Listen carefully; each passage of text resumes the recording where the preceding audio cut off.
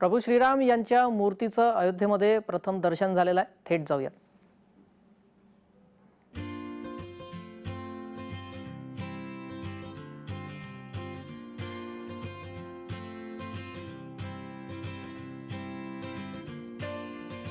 अयोध्येमध्ये प्रभू श्रीराम यांच्या मूर्तीचं मुखदर्शन झालेलं आहे.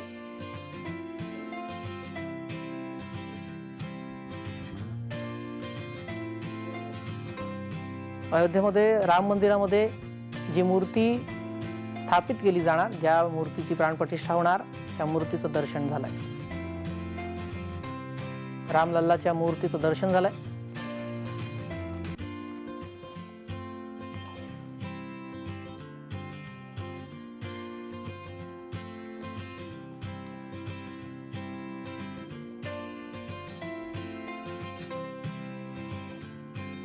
अयोध्येमधल्या राम मूर्तीचं हे प्रथम दर्शन आपण पाहतोय. कशी रामलल्लाची मूर्ती असेल त्याची हे दृश्य.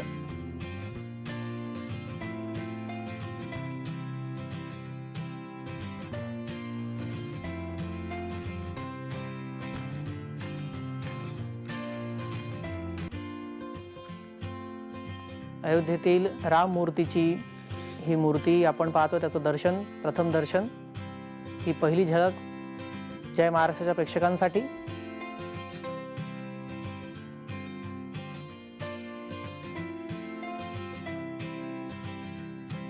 थेट अयोध्येतील ही दृश्य आहेत. प्रभू श्रीरामाच्या मूर्तीचं प्रथम दर्शन. कशा प्रकारची ही मूर्ती असेल ती तुम्ही जय महाराष्ट्र वर पाहताय.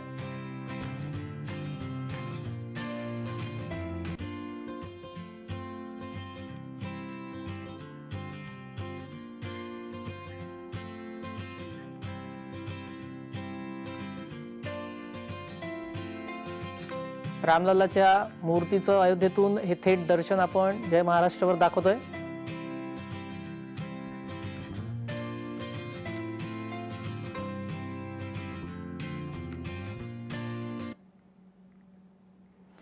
या संदर्भात अधिक माहिती देण्यासाठी थेट अयोध्येतून आमचे प्रतिनिधी रोहन कदम जोडले गेलेले आहेत. रोहन, माझा आवाज स्पष्टपणे येत असेल अशी अपेक्षा आहे आणि रामाच्या मूर्तीचं प्रथम दर्शन झालेलं आहे. काय या संदर्भात अधिक माहिती?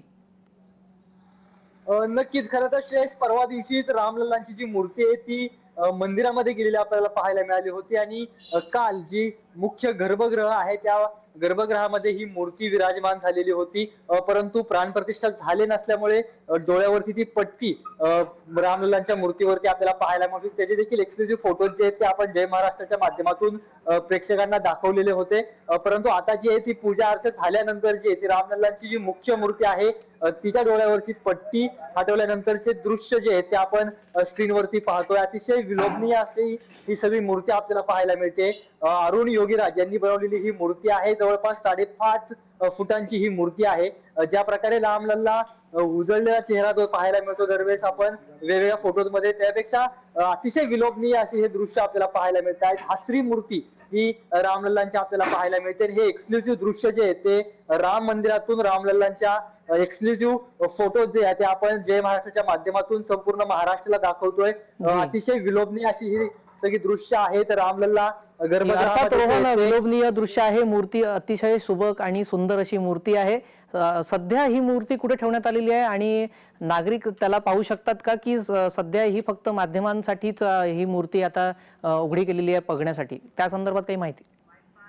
नक्कीच नक्कीच श्रेयस, खरं तर आपण माहितीये की 121 गुरुजींच्या माध्यमातून जो आहे तो सध्या प्राणप्रतिष्ठाची वैदिक पूजा अर्चा जी आहे ती मुख्य मंदिरामध्ये सुरू आहे आणि त्यांच्याशिवाय इतरांना जो आहे तो कोणालाही प्रवेश सध्या राम मंदिरामध्ये नाहीये. सर्वसामान्य भाविक ज्यावेळेस प्राणप्रतिष्ठा 22 तारखेचा कार्यक्रम पूर्ण होईल त्यानंतर 23 तारखेपासून रामलल्लांचं दर्शन जे आहे ते अयोध्येतील या मंदिरामध्ये घेणार आहेत. तोपर्यंत सर्वसामान्य कोणीच, अगदी माध्यम सुद्धा त्या मंदिरामध्ये जाऊ शकत नाहीये. फक्त 121 गुरुजी जे आहेत ते सध्या त्या ठिकाणी उपस्थित आहेत आणि त्यांच्या माध्यमातून ही पूजा अर्चा केली जाते. तिथूनच तो फोटो जो आहे तो आपल्या सर्वांना मिळालेला आहे आणि तो फोटो आपण प्रेक्षकांना दाखवतोय. परंतु सर्वसामान्य नागरिकांसाठी ज्यावेळेस पंतप्रधान नरेंद्र मोदी 22 तारखेला रामलल्लांचं प्राणप्रतिष्ठा करतील, त्या मूर्तीची प्राणप्रतिष्ठा होईल. त्यानंतर जवळपास 7,000 VIP जे आहेत ते दर्शन घेतील आणि त्यांचं दर्शन झाल्यानंतर जे आहे ते दुसऱ्या दिवशीपासून नागरिक जे आहेत, भाविक जे आहेत ते देशभरातून आता रामलल्लांचं दर्शन घेण्यासाठी उत्सुक आहेत. ते 23 तारखेनंतर जे आहे ते रामलल्लांचं दर्शन घेणार आहे. श्रेयस जी, अशाच प्रकारच्या रामाच्या काही दुसऱ्या मूर्त्या सुद्धा तयार केल्या जाणार आहेत आणि त्या मंदिरामध्ये ठेवल्या जाणार आहेत.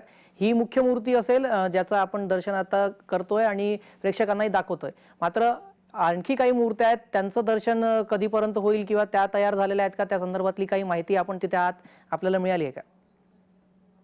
नक्कीच श्रेयस, खरं तर राम दरबार मोठा जो आहे तो दुसऱ्या मजल्यावरती घेण्यात येणार आहे. तिथं तो असणार आहे आणि या राम दरबाराच्या माध्यमातील ज्या मूर्त्या आहेत ते बनवण्याचं काम देखील आता पूर्ण झालेलं आहे. लवकरच तो दरबार देखील सज्ज असलेला पाहायला मिळणार आहे. खरं तर 3 मूर्त्या ज्या आहेत त्या अशाच प्रकारच्या बनवण्यात आलेल्या होत्या आणि त्यातली एक मूर्ती जी आहे ती सर्वानुमते मान्य केलेली होती आणि त्याच मूर्तीवरती आता कपडे शिवून जे आहेत ते तयार झालेले पाहायला मिळत आहेत. इतर ज्या मूर्ती आहेत ते त्याच उंचीच्या आहेत आणि त्याचं माप जे आहे ते घेऊन या मुख्य मूर्तीचे कपडे बनवण्यात आलेले आहेत आणि त्यामुळे त्या मूर्त्या देखील सध्या ट्रस्टकडेच आहेत, न्यासाकडेच आहेत अशी देखील माहिती जी आहे ती समजते. परंतु राम मंदिरा परिसरामध्ये जो रामकथा एक पार्क उभं केलं जात आहे, रामकथा जे मूर्तीच्या माध्यमातून मांडलं जात आहे त्याचं देखील काम मोठ्या प्रमाणामध्ये अयोध्येतील कार्यशाळेमध्ये सुरू आहे. त्या मूर्त्यांचं काम देखील सुरू होत आहे. त्यामुळे इथून पुढच्या काळामध्ये जे आहे त्या विशेषतःने ज्या मूर्त्या बनवण्याचं काम चालू होतं ते काम पूर्ण होईल आणि लवकरात लवकर राम मंदिरातल्या ज्या काही इतर मूर्त्या आहेत त्या देखील भाविकांसाठी दर्शनासाठी पाहायला मिळतील. जी, या सर्व संदर्भात आता ह्या मूर्तीचं प्रथम दर्शन झालेलंच आहे, तर आता मंदिर उद्घाटन सोहळ्याचा दिवसही जवळ येऊन ठेपलेला आहे.